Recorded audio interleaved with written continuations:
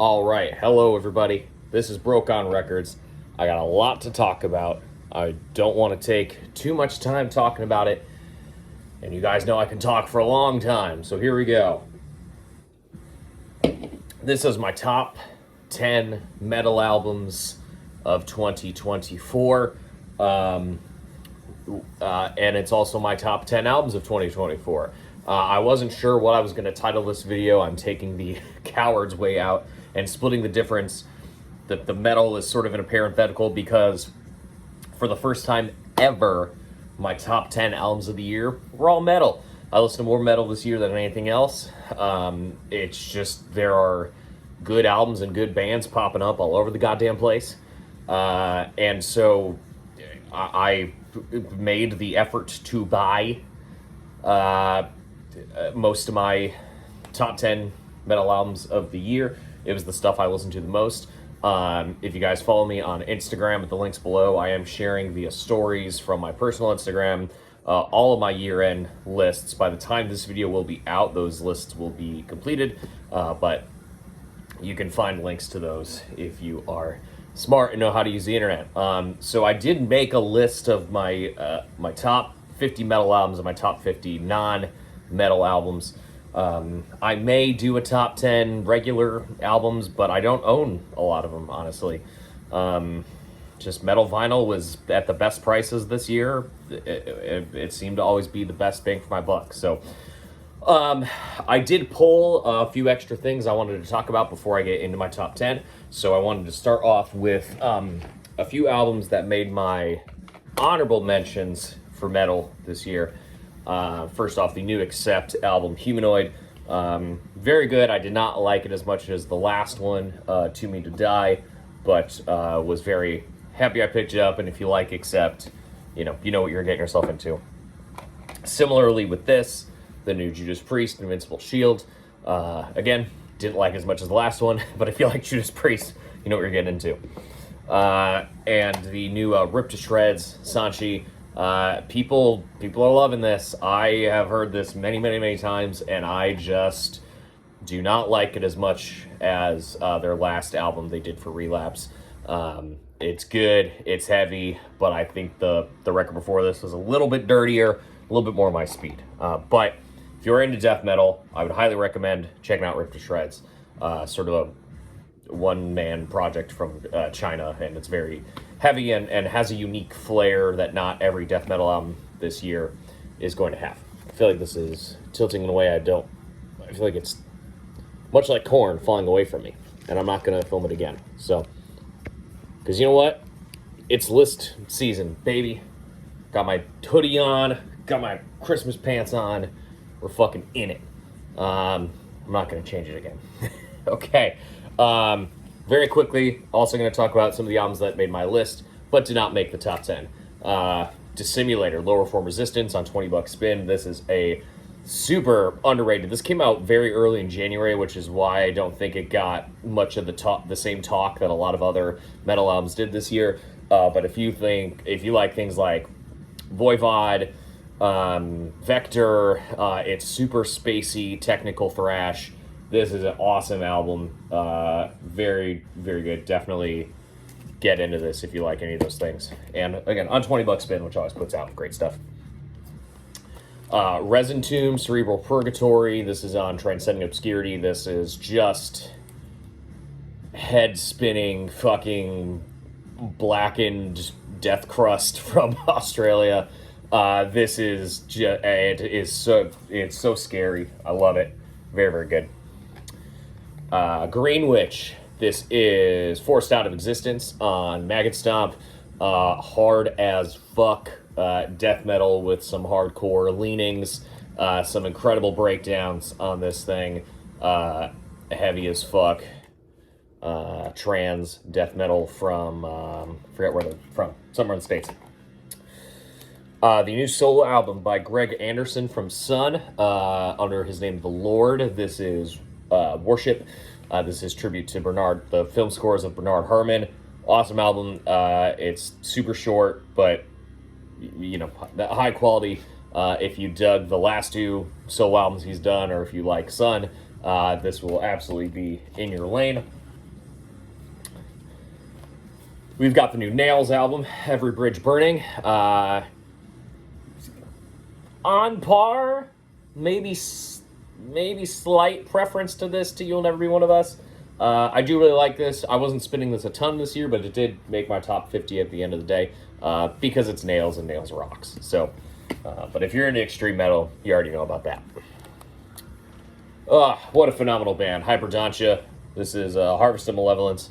Fantastic. This is just a band that plays death metal in exactly the way you want it to be played. Like, this is, you know, I hate to call it meat and potatoes death metal, but like, they zone in on the things you want from death metal so well. All their albums are great. This one is no exception. The latest that's released on Meisako Un Oho. Newest from Zombie on Relapse Direct Inject. If you like the prog of Zombie, you will enjoy this. Definitely one of their lightest, least metal albums ever, but still quite good. Domain. Oh, so good. Life's Cold Grasp out of Florida. One of the best Florida metallic hardcore bands to come out in the last few years. These guys are amazing. I've gotten to see them live a couple times. They just beat ass. This whole album is ass beaters, top to bottom. If you like Integrity, Ringworm, they're kind of doing like a Floridian metallic hardcore version of Holy Terror on this thing. It's amazing. Check that out. That's released on Days. Of course, you guys know the new Gate Creeper, Dark Superstition. Talked about Gate Creeper endless times on my channel, so if you're not listening to them by now, I don't know what to tell you. The new Ace Frehley, 10,000 volts. You guys also already know. Don't need to talk about that. Don't need to talk about this one much either. The new Ministry, Hopium for the Masses, one of my all-time favorite bands. Still killing it. Oh my god, this fucking album. This was so close to making my top 10. It was so close to making my top 10. And it just got booted because my top 10 has kind of a sort of a thematic thing going on, and this just got pushed down a couple spaces, but this was in my top 10 for most of the year. It is so good. It is one of the hardest fucking albums of the year. Echoes of the Devil's Den on 20 Buck Spin. The perfect blend of hardcore and death metal. The lyrics on this album are amazing. Just one of the most intense, hard-ass listening experiences of the year. And then, of course, have to shout out my boys in Porcupine. This is All Is Vapor, released on Numerality Zine. Evil, blackened, metallic hardcore. Not for posers. Hard as fuck. Absolutely insane music. Shout out Porcupine. If you heard that Resin Tomb record, you'll fuck with that Porcupine record for sure. Okay. Getting into my top 10 now. At number 10. Exhorder. This is their new album, Defectum Omnium, on Nuclear Blast Records. Exhorder, classic, late 80s, early 90s, thrash metal.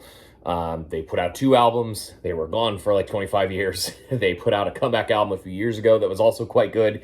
And now they're back with this one. And I listened to the shit out of this year. This is a fantastic thrash metal album. It's got everything you want. It's got the great thrash parts. It has kind of the sort of post-apocalyptic lyrical themes and things. It's got sort of a, like, I don't want to say silly, but like not hyper serious. Like the best part about listening to an old thrash band or an old heavy metal band put out a new album is their distinct vocalists' style. Is even more distinct in their old age, kind of like Accept, and this album is so much fun. It does, and it does a lot of different things. It's not just balls to the wall thrash. It's there's a little bit of technical stuff. There's some cool like extra instrumentation going on. Yeah, I did not really hear anyone else talking about this record. So good. If you like thrash, if you like Exhorder, definitely don't miss this one. Like I said, the last record they did for Nuclear Blast was good as well, but I think this one tops it for me. I almost was going to stop halfway through because I had to flip this record over, and alas, I didn't do it, so now we're doing it now. Because it's the metal video, so I had to put on something metal and whatever. I'm too lazy to edit. Number 9. Theophanos. This is Ashes in the Huron River, released on Profound Lore. This is the scariest fucking music I've ever heard in my entire life. This is a one-man black metal, I guess. It's not quite black metal. It's not quite black into death metal. If you like Antichrist Siege Machine, this is kind of in that realm where it's just speed and aggression with no fucking room to breathe. It does get into some slower moments in the back half of the record, but basically the first 4 or 5 songs is all go, all gas. This thing is fucking insane. I really can't properly describe how intense and how suffocating this album is. You just have to listen to it for yourself. It is just one of the most head-spinning, crushing listening experiences of the year. Absolutely incredible. Theophanos is the name of the band. I think I'm saying that correctly. It's their second full-length album. Unbelievable. Number 8. Sovereign. Altered Realities. This is on Dark Descent. This is their second release, their debut full-length. If you are fucking with the progressive-leaning death metal that's been hot over the last couple years, definitely don't miss this. This came out in January, which is why I think it got missed. A lot of, like, I saw virtually nobody talking about this, virtually nobody talking about the Theophanos record. But I think because they both came out so early in the year, I had so much time to digest them throughout the year, and they're just fucking incredible, man. But yeah, this, I will say, is the closest I've ever heard a band sound like Death. And it's not even just stylistically, but the way the album was recorded sounded like it's like a really good remastered album from like 1995. I don't know how the fuck they got this record to sound like that. It's super impressive. Yeah, like I said, Death. If you like, Nocturnus, Gorguts, shit like that, definitely check out this Sovereign album. It is badass. 7 tracks of cosmic prog inspired technical sort of death metal. Number 7. Not wholly a metal album, and I recognize that, but this artist is sort of culturally metal, and again, sort of fits into the overarching sound that that made a lot of these records be in my top 10 of the year. So my number 7, the new Chelsea Wolfe. She reaches out to she ad nauseum, ad infinitum.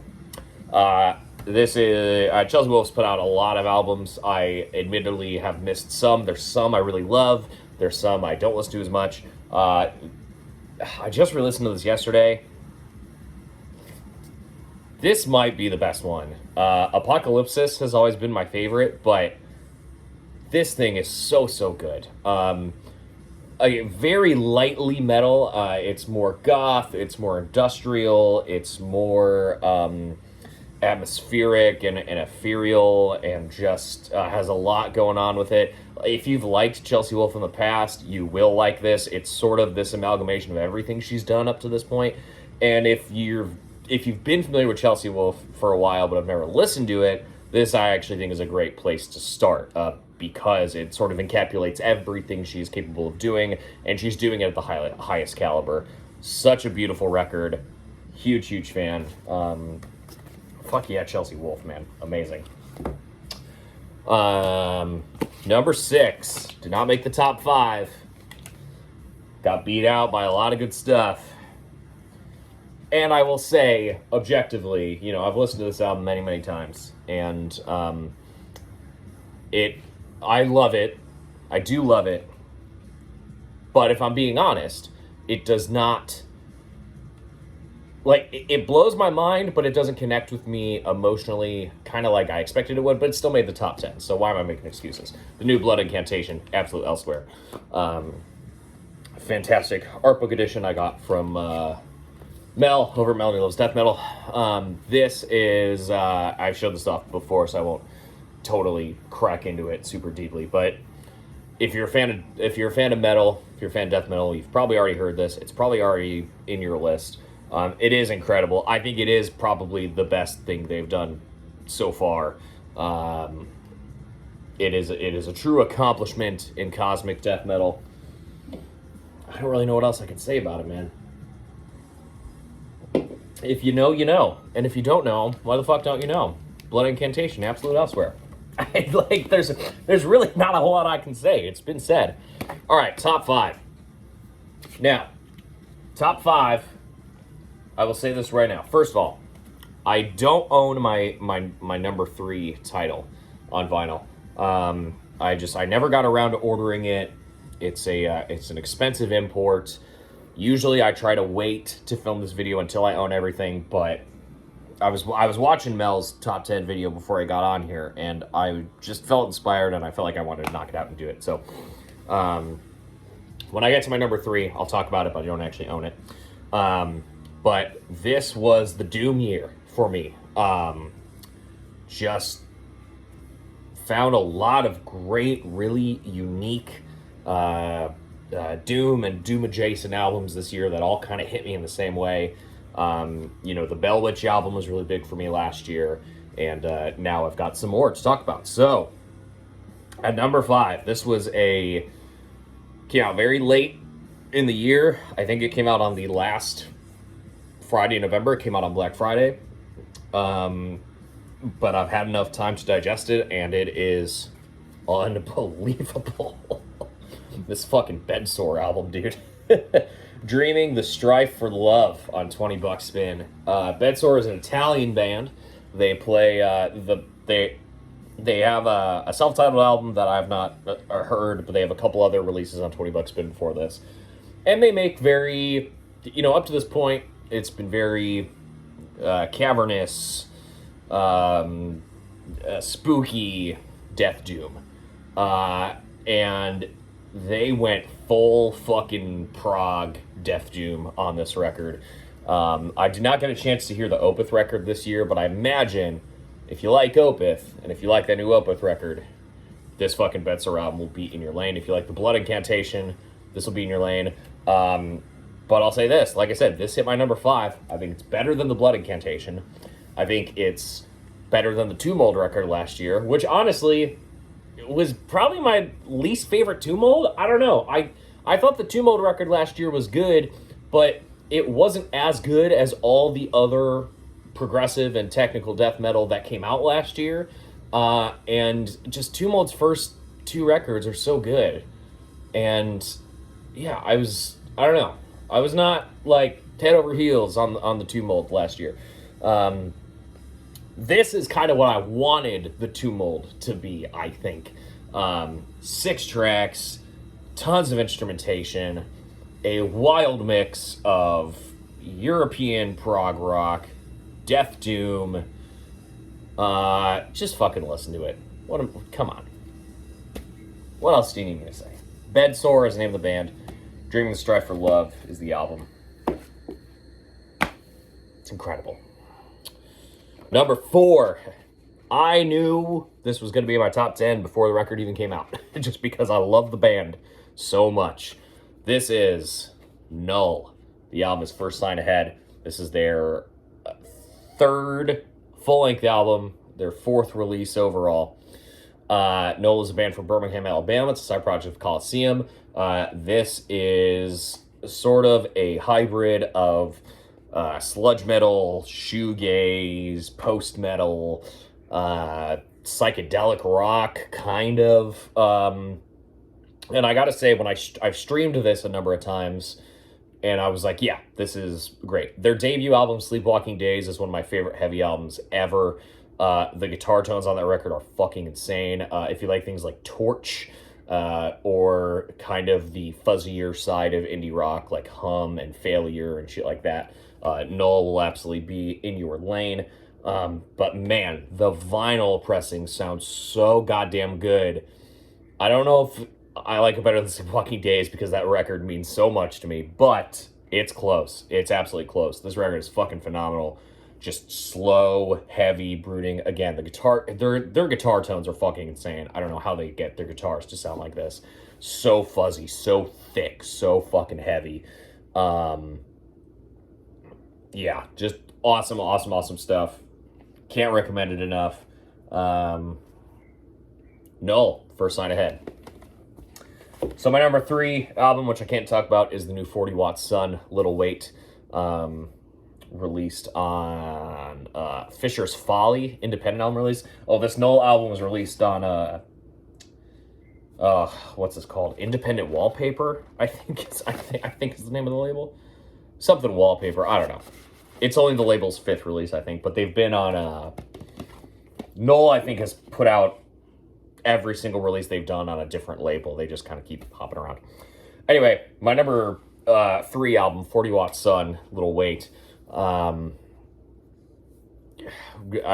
just talked about 40 Watt Sun in I think one of my last videos, and they're just so good. If you're not familiar with 40 Watt Sun, it's Patrick Walker from the amazing funeral doom metal band Warning.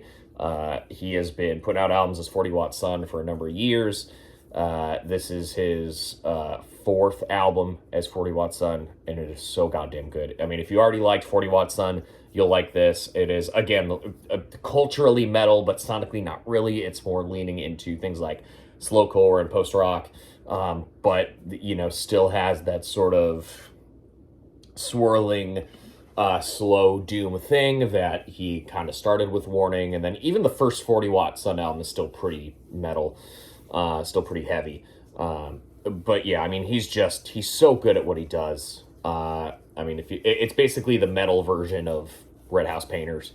I love everything he's ever done. He keeps putting out amazing music. 40 Watt Sun, Little Wait is my number 3. I wish I had it to show, but it's expensive. All right, number 2. Now, when this album came out, it was flipping back and forth for my number 1 spot. But ultimately, at the end of the day, I'm very confident that my number 1 album is my number 1 album. I've listened to it, again, like 3 or 4 times this week already, just because every time it ends, I want to start back up. But this is my number 2. Again, if you are into metal, newer metal releases, you've already seen this. You've already heard people talk about it. And in the spirit of amazing doom-adjacent metal albums, will be no shock to anybody. My number 2 is Neon Nightmare with Faded Dream. I haven't talked about this on the channel yet, I don't think. But I've talked about it a lot on social media. This is essentially, sonically, like a lost Typo Negative album. It's the dude from A Spirit Adrift, which is a band that has totally alienated me with their last couple albums. I really have not liked. But also has, that dude was also once in Gatecreeper. He's collaborating with another member of Gatecreeper on this album. And you guys know how much I love Gatecreeper. So the fact that it's members of Gatecreeper doing a Typo Negative Worship album was basically kind of sealed in blood as a... As getting into my top 5 of the year, top 3 even. I want to be clear, and I've said this many, many times, that I don't want to fully dismiss this album as purely Typo Negative Worship, because there's a lot of not that good Typo Negative Worship bands out there in the world. This is I believe I said in my Instagram post, a bachelor's level understanding of the catalog of Typo Negative. Like, they really fucking did the work to make this sound the way it is. And it's not just Typo Negative. There's elements of Danzig in here. There's elements of Paradise Lost. Some other, 90s goth metal and groove metal and things like that going on here. But obviously, I mean, you can tell by the artwork alone, Typo is the reference point. but it's unbelievable. The way they were able to channel the energy and the vibe, and even everything from the guitar tones to certain compositional things that reference specific typo songs. Like, if you know the typo catalog well, this album is unbelievable. I can't recommend it enough. For a debut, obviously it's dudes that have been putting out records for a long time, but for a project's debut album like this, it's an accomplishment. It's going to be a record that I think is going to be talked about for a very, very, very long time.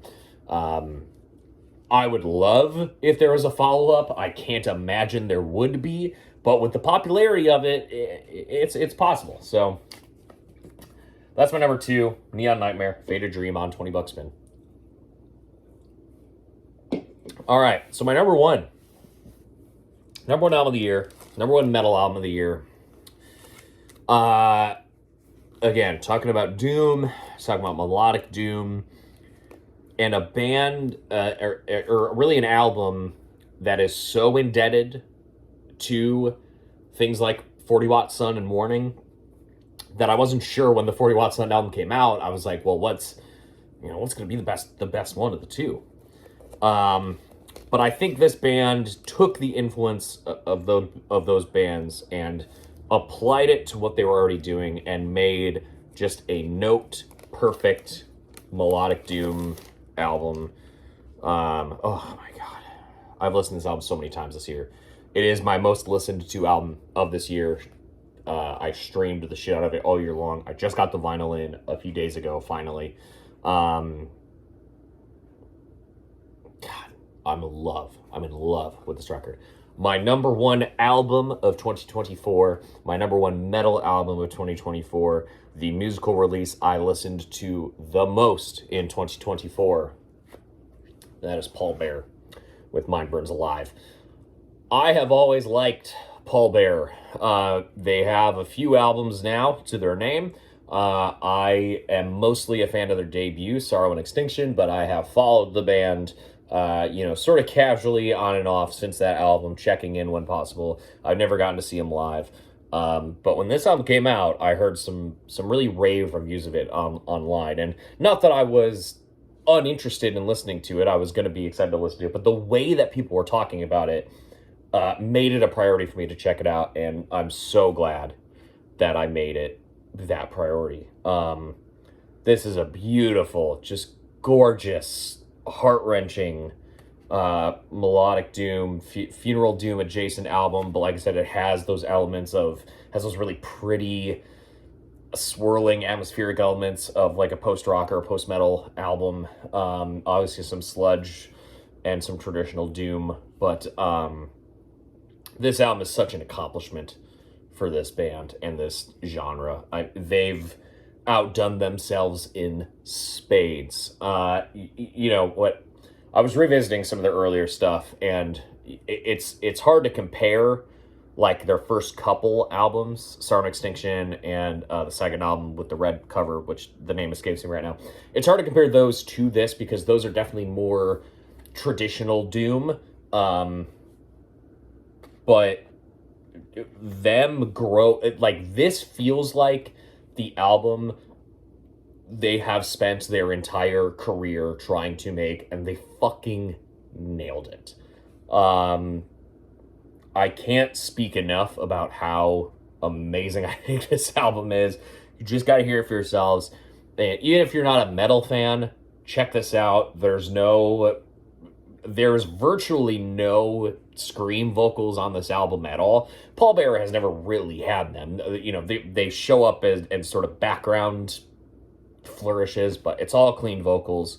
The guitar work is amazing. I mean, if you like any sort of cleaner toned stoner rock, whether that's, vintage, like Black Sabbath, Pentagram, or, your 90s stuff, Monster Magnet, Corrosion Conformity.